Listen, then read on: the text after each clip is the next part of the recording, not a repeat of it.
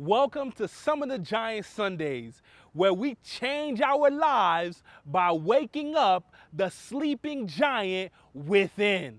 You better get up, get out, and get something. Don't let the days of your life pass you by. You need to get up, get out, and get something. We're talking about turning things around, right? Turning your life around. And one area that I realized that many people have a problem with is being able to embrace pressure. Somebody once told me this thing. They said, pressure does two things. Pressure either busts pipes or it creates diamonds.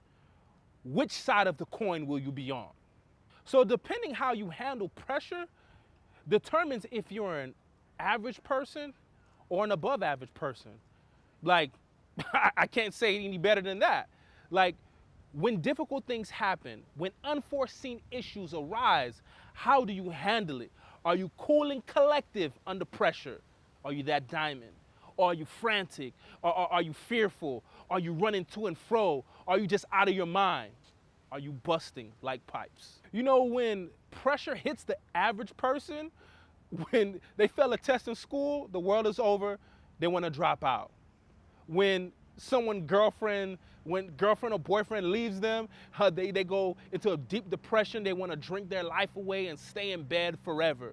Like, this is what the average person does. But the above average person, they react to things totally differently.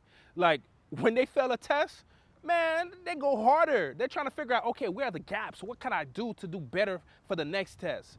When a girlfriend or boyfriend leaves them, they're like, they hurt for a little bit, but hey, they got things going on in life. They shake it off and they keep moving forward.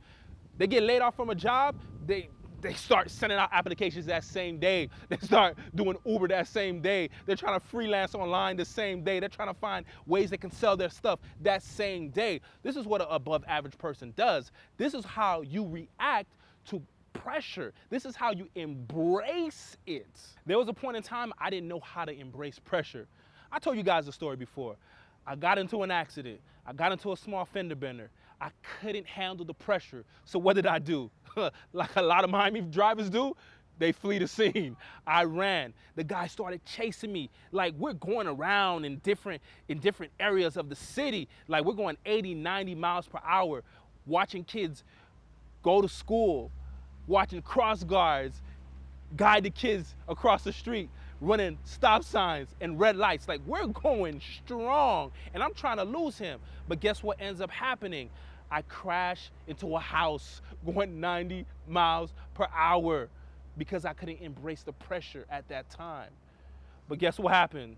I still can't face the pressure. I still can't embrace the pressure. So what do? I flee the scene again. I flee the scene. I run away because I can't handle the pressure. So I run away. I flee the scene. I go to my friend's house. And when I get to my friend's house, I realize, like, man, I messed up and I'm messing up. I gotta go back. And at that time, in that moment, I embraced the pressure.